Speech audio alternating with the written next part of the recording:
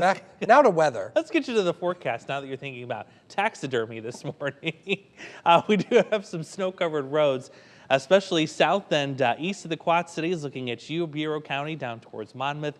Those are mostly the side streets and your country rural roads. The interstates like 80, 74, mostly clear, if not completely clear. So if you're taking the main roads, you're in good shape.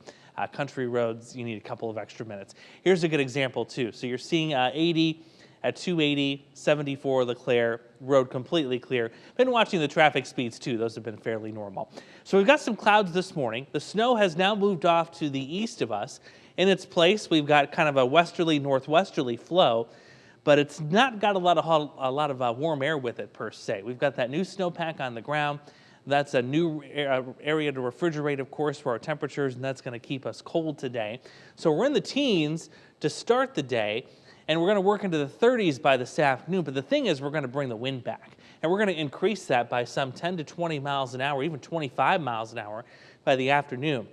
So that will take this temperature here of 34 by 2 o'clock, and with the wind on top of that, it's going to cut it down to about where we're at right now. So it feels like temperatures, they will stay in the teens through the afternoon, and then we'll break into some sunshine a little bit later on. Now, the upcoming weekend is going to be very cold to start. We're still looking at single-digit temperatures for Saturday morning.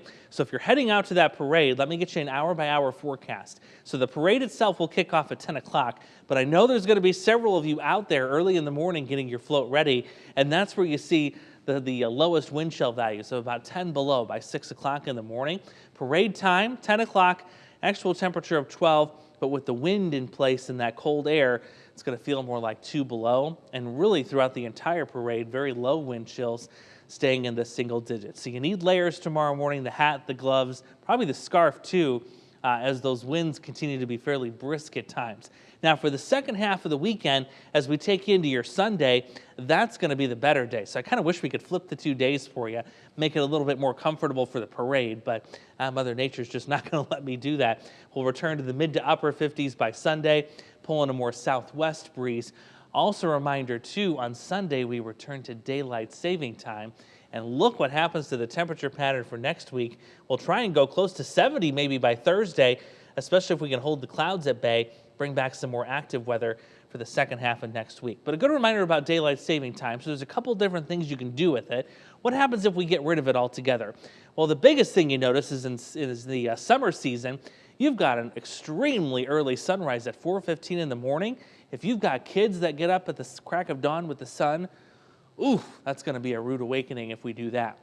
What I'm in favor of, and I think many of us are, is make daylight saving time year-round. Just make it permanent. Yeah, you get a later sunrise in the winter of about 8:30 or so, but we're used to that already as it stands now. And at least you get to keep your long summer evenings with that nice late sunset at about 8:40. So a couple of things to consider there. Let's take it back out to Bridgepoint.